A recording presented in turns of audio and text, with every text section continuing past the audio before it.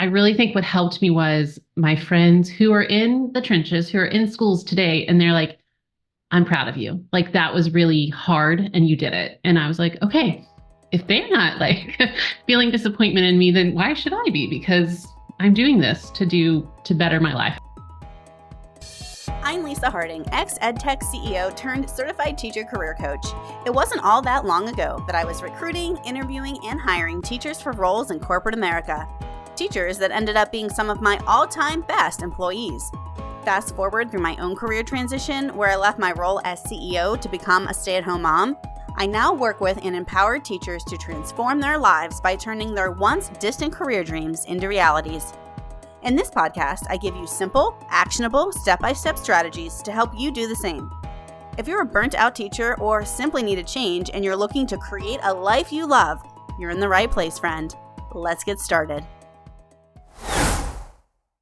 Hello again, friends, and welcome back to another episode of Beyond the Classroom. Today, I have the pleasure of introducing you to Denise Tsamouris. Denise is a former fifth grade teacher who successfully transitioned into a career as a training and development specialist. In today's episode, she opens up about her career journey, what motivated her to leave teaching, obstacles she encountered, and strategies that helped her make a smooth transition.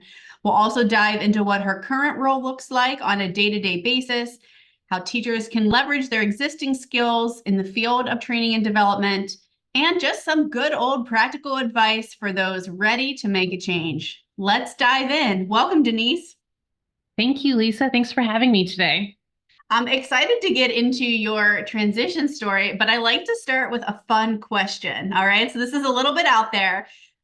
Go back to 10-year-old Denise, and you just came home from a fun night of trick-or-treating. You sit down at the kitchen table, you spread all of your goodies out on the table. What candy are you most excited to see?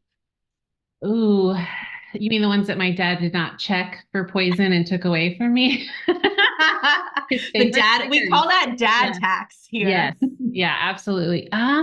So if I was 10, it's 1996. And I really liked like Three Musketeers. Like I just like that. Or like a payday, like weird. That's weird. But yeah, I didn't want, the the generic candy, I guess. But yeah, those are the two that I really was rooting for. Well, awesome. Thanks for sharing that. And probably more important than the candy, is just hearing a little bit about your background. So maybe you can tell us about what your teaching experience was and a little bit about like when and how you knew it was time for a change. Okay, yeah, great. So I spent most of my years in a fifth and sixth grade campus, and I taught sixth grade for 8 of those. I was a science and social studies teacher. I decided it was probably time to change, so I moved to fifth grade. I think I was actually voluntold to go to fifth grade, but I went to fifth grade, and I continued to be science and social studies. Worked during COVID and after COVID, and I was just like, it's time for a change. And there's a really amazing intermediate school, like 3 minutes away from my other one, where half of that, my old coworkers went to open that school. So I knew half of that campus already. And their principal was known for just being spectacular. And she really was. And they had an opening. And I went and applied. And I got, the call the next day that was like, hey, come join. And I was like, yes. And it has a wonderful culture there. It's an amazing campus, but it did not fix my feelings in the classroom. And so I had that discussion with my husband, who's extremely supportive. And I was just like, I can't do this, which broke my heart because that was all I ever wanted to do. And he said, okay, let's plan. Let's make a plan. And we did. And so I think it was putting my mental health above everything else, which I feel like sometimes as educators, that's not given as an option. It's like, remember, you're here for the kids and this is your why, and this is why you're here. And you're making a difference in these kids' lives, and you are, but I also have 3 kids of my own. And so I need to be there to make a difference in their lives too. So yeah. And we had those discussions, which I feel like my parents would have never had those discussions with me. Like, this is what I'm going to do. I'm going to change my career. I'm unhappy, and this is going to make mommy happy. And they were like, but you're a teacher, mom. I don't know. Like, they were in that mindset, but they definitely think mommy is much happier and healthier and laughs a little bit more now than she used to. So, Oh, that's amazing. And I love that you attempted the changing of the different school too, because when I work with teachers through the transition, oftentimes that's my first kind of line of defense, sure, yeah. especially if they just need something different right now, like because a career change can take a while. But I love the question, like, is there a different school that might offer you a different work-life balance? Is there a different position at your school or district? But some people know right off the bat, no, like I want out completely. Yeah. And I think your story is interesting because you tried that and then you really knew deep down that it wasn't what you wanted. Mm-hmm. Yeah.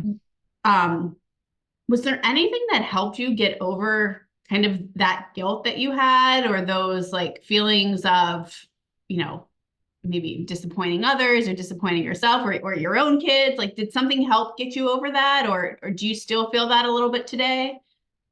Um, I miss my students. I miss them. And since I taught for so long, that was like 1,000 children. And so I see them. And like my oldest group of kids are 25, 26 years old now. So like I see them and they're grown-ups and they have jobs. And like one of my students was a sub at one point at the school I was at. So wild. One of the pairs was an actual student of mine. Like she walked in and she was like, Miss Tsamouris. And I was like, oh my gosh, hello.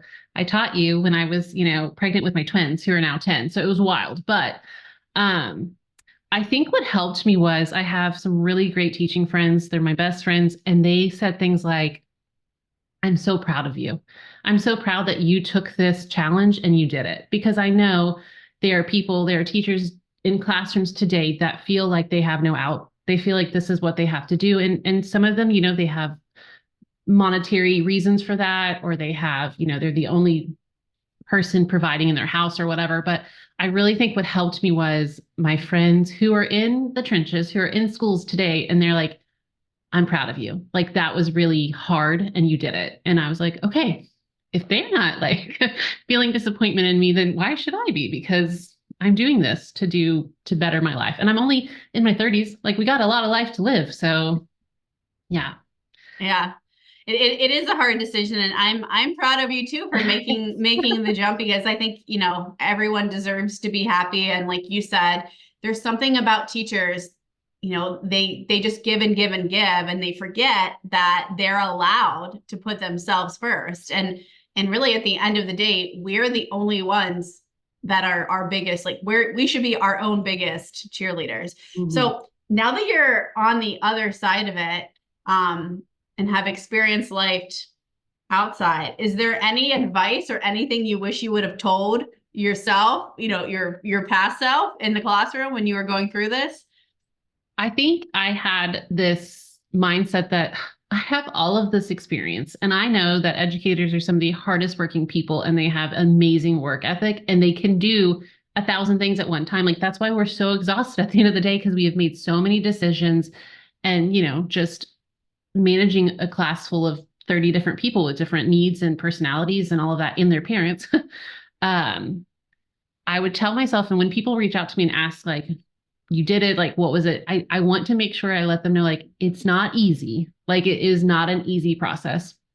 And there were many, many days of tears and just like that self-worth. And, when your identity is teaching and you are a teacher and you're good at it, like, I was a good teacher. I know I was a good teacher. My teams are still using some of the things I created. So like, I know I was a good teacher. It's hard to remove yourself from that identity and be like, okay, well, now that no one else wants me, I'm just crashing, right? Like I feel worthless. I feel like my 2 degrees in college mean nothing to these people. So what I guess to bring back would just say, like, it's going to be hard. Plan for it to take more than, 6 months. And I was one of those people where like I had never been rejected from a job. Like every job I'd gone for, I got, even like in high school, scooping ice cream, but it was different. And I got a lot of rejection. So being prepared, have money prepared, have that set aside, have conversations with your partner, or, how you're going to deal with it. So let's talk a little bit about the actual career field that you're in, because I think a lot of folks are, they hear the terms, training and development, and what does that mean in corporate America? And can you just tell us about your job and what you do day to day? Absolutely. So, what I do is we're a small company and we consult out to larger companies. I'm talking companies with millions of employees, and we teach them typically Microsoft, so software training. So I create materials like a guide. I create slides and lesson plans and pacing. Some of our lessons are engagement style, where like I teach for a little bit and then we break them out into Zoom breakout rooms and they apply their knowledge, just like in a classroom, and creating content and writing blogs and information to just fuel that. I think as educators, we are trained in, you know, Piaget, and we're trained in Erickson, and we're trained in these things of learning about how kids think and learn, but we're not trained in, oh, you're going to have a Microsoft account and you're just going to know how to do all that. And so I went into this job like, I'm an intermediate. I have been using Microsoft since high school. Like I took that computer class. No, I was not. I was like novice level in the world of corporate. So your boss, your manager feels like you need this skill. And so you sign up, you use your time or whatever, how you want to use your professional development time, and you take a class with me.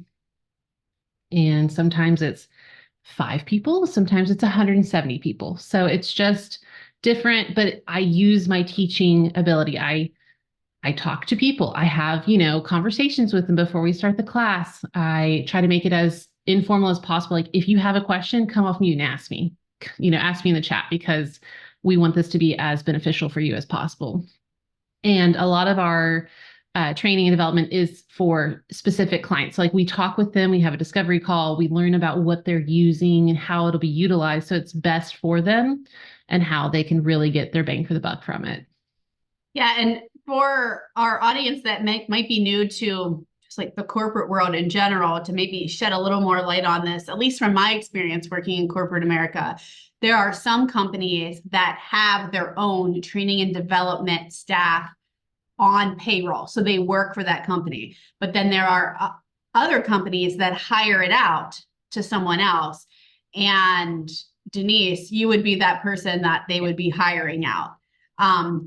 So to kind of make this full picture, like you work for a company that just does training and development that gets hired by companies, but your role, like a training and development specialist, if you will, could actually work directly at another corporate company and do something similar with their employees.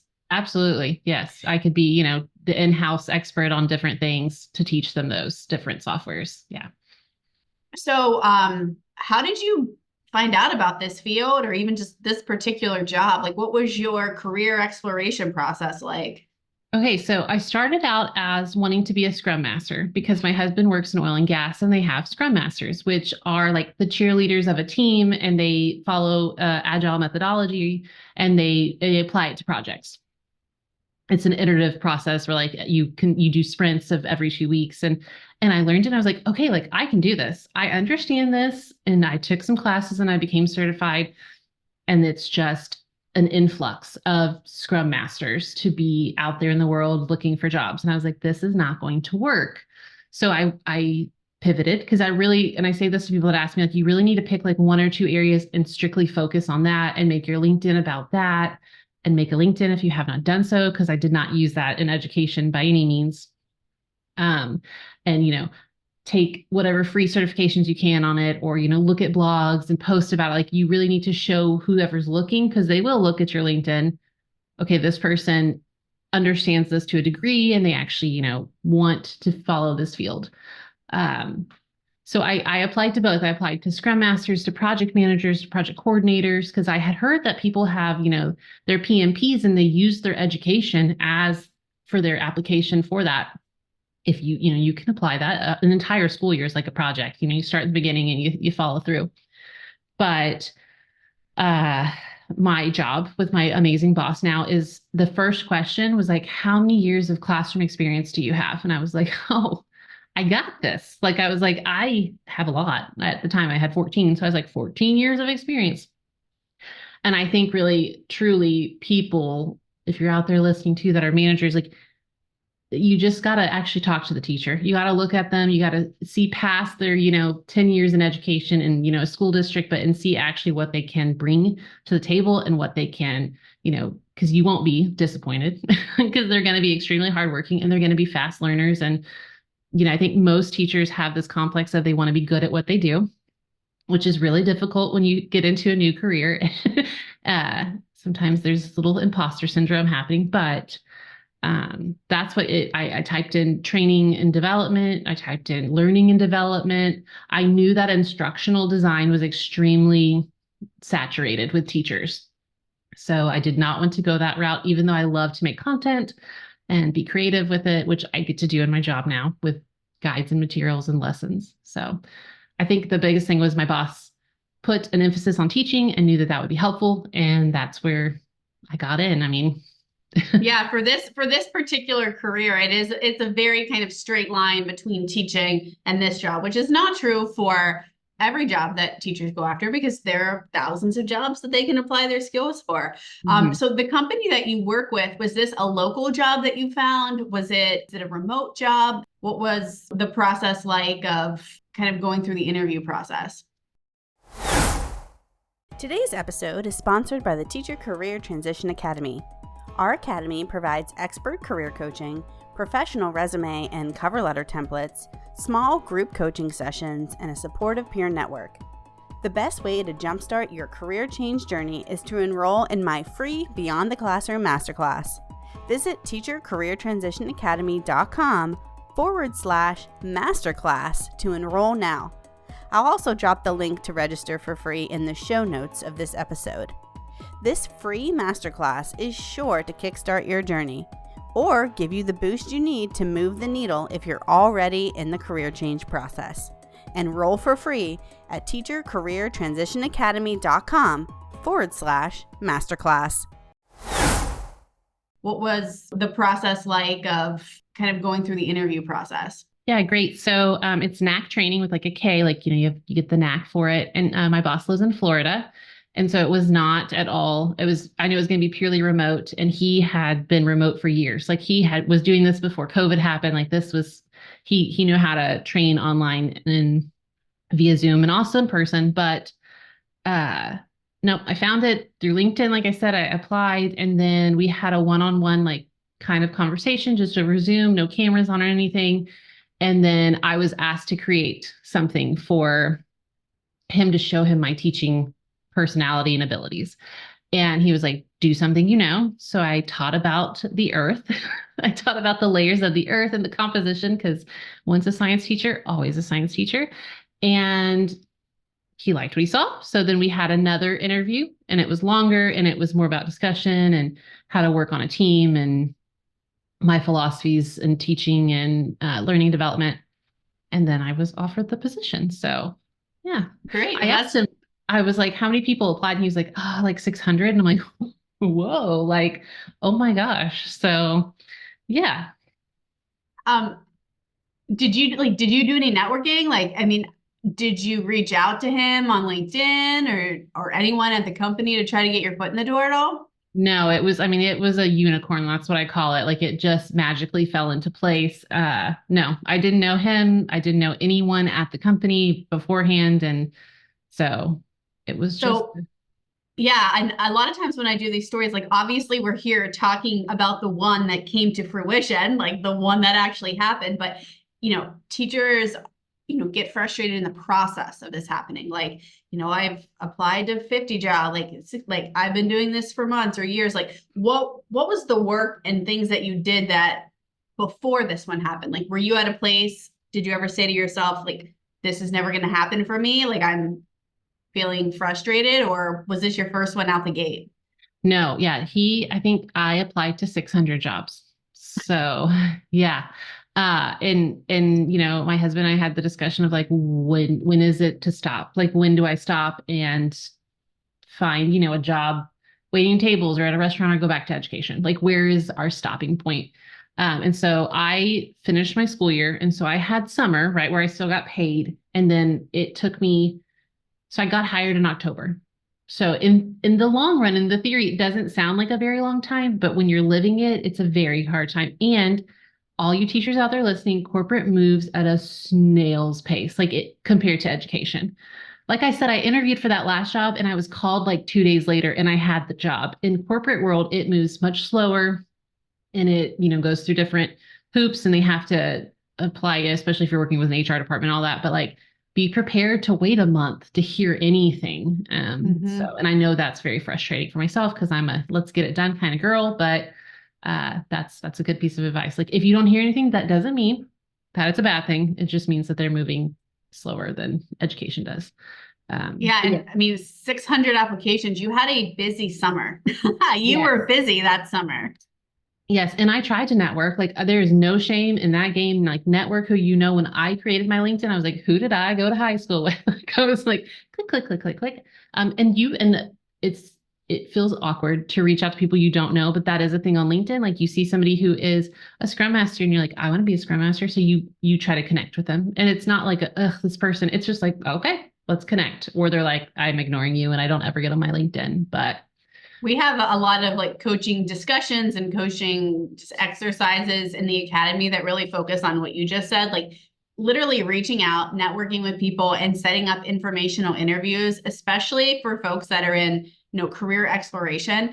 And it really, I don't know if it blows my mind because I've been in the corporate space and I'm used to it, but I feel like it blows some teachers' minds that like literally random strangers are fine, just like getting on a 10-minute call with you. Like, people like to help other people, especially I feel like especially if they know you're a teacher, like a little message on LinkedIn that's like, hey, I saw you've been a Scrum Master for 10 years. I'm a teacher. I'm considering doing this. Would you jump on a 10-minute call? Like, I'd love to ask you questions.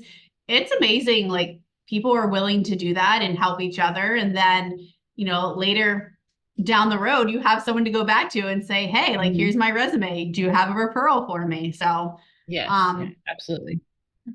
Another thing I wanted to touch on, because it's something that comes up a lot, especially with teachers that are in the beginning phases. And we talk a lot about transferable skills, and identifying your transferable skills. And teachers have so many of them, but the key is identifying which of your transferable skills align specifically with the job that you're applying for. So in this role of training and development, like, what do you see as some of the key transferable skills from teaching? So absolutely organization, like being able to organize, but also to see the end picture, right? That planning piece of it, or like the backward planning, like if I need to make this, what do I need to make happen before that?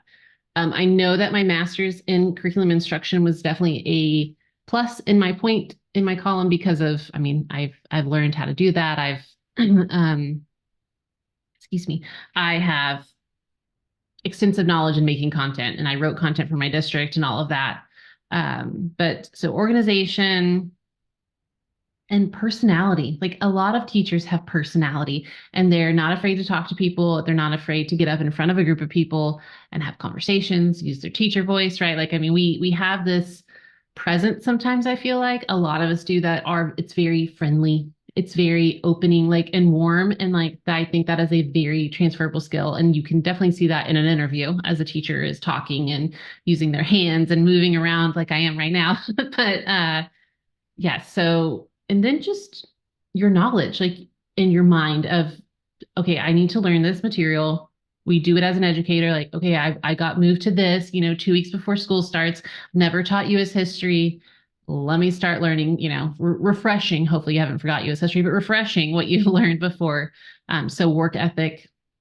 And those sound kind of generic, but I feel like they are a lot of encompassing teachers. Like, that is definitely a thing that they come with. So.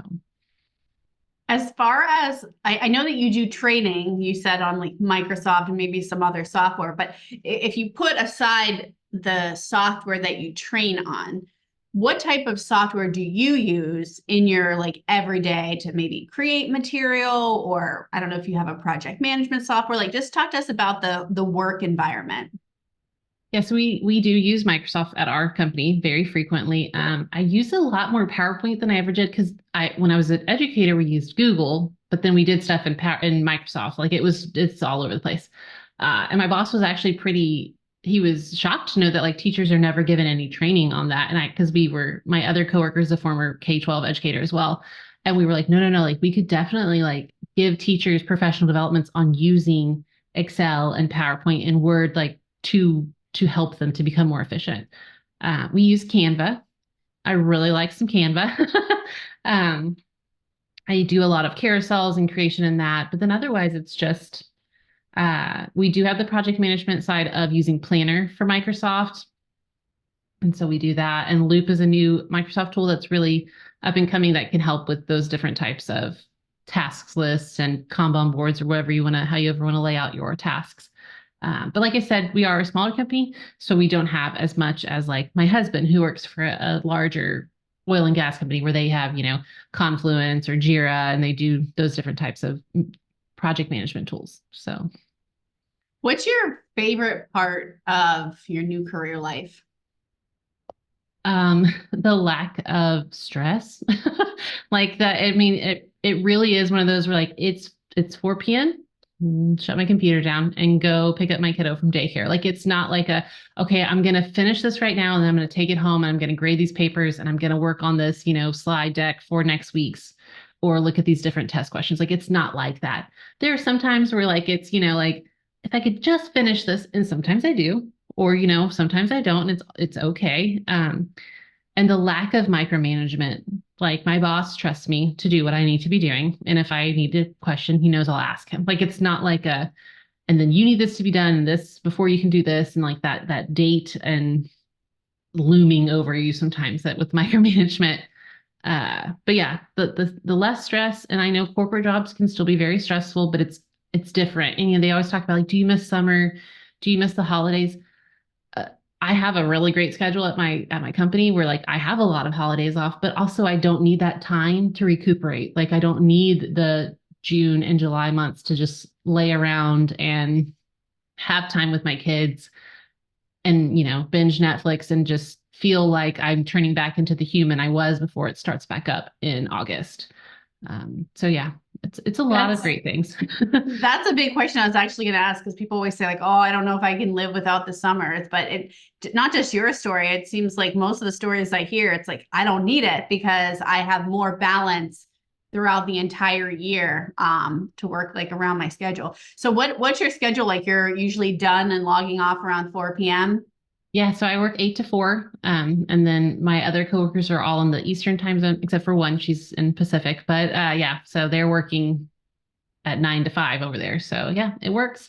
And is it easier to like schedule doctor's appointments, or if you're like kiddo gets sick at daycare, which me as a daycare mom, I know what that's like. Yeah, I was going to mention that like I don't have to take half a day to go do this. And like my boss is just like, just put it on your calendar. Like he doesn't even know what I'm doing. He's just like, you're an adult. You handle what you need to handle. And like, just let me know. And also getting to go to my kids' stuff. Like my girls are 10, and this 2 years ago was my first time to go to a meet the teacher night, because mine was always at the same time theirs was taking place, or like eating lunch with them or going to a Christmas party. Like these are things that I was missing out on because I just couldn't do them because of work, because you only get 10 days to take off. And if you have sick kiddos, that's, your 10 days right there. So yeah. And like, I can't say it enough, but my boss really is an amazing human being. Like he's okay if my 4-year-old pops into the meeting with it's just the team, not like a client. And he's like, hi, like, he's not, I don't know. I feel like there's, as much as education is about humans and children, I feel like sometimes it was like, well, you can't have your kids here on like an off day. Like you can't do that. Like, well, where do you want me to put them? Like they come with me places if I need them to, or if, daycare's closed too, but I'm here, on a teacher work day. Like it's just confusing. And so I think it's definitely more family oriented. Now I do work from home completely. I am in my house a lot, but it's still better mentally, physically, financially than it was when I was teaching. Now, never say never that I would never ever go back. But some things would definitely have to change for me to go back. So as we close out our chat today, I guess kind of a final call for advice, just curious for teachers that are feeling stuck in the transition, or they are now where you were with like 600 applications in, and you're just like, this is so much. What advice would you have for them? they say that when you're looking for a job, you need to treat it like a job. Like people wake up 8 a.m., you get on there and you apply and all of that. I would say that if you're starting to feel burned out, take a week or take a day or two, right? Like I know money can be an issue, but like give yourself some time, give yourself some grace, and just refocus what you need to do. I did speak out to like a coach. I was going to go that route if I did not find something, but I like literally found something that the next day. So I think that can be great. I think there's a lot of people out on the internet willing to give you free advice to help you maybe stay away from resume writers because those come out of the woodwork like nobody's business. And they're like, do you have a resume? Do you want me to write it for you? What's happening? I don't know. Is it going to give me a job if you rewrite it for me? But like you're not alone and you're making this extremely hard step and you're putting yourself first, and there should be nothing wrong with that ever in life.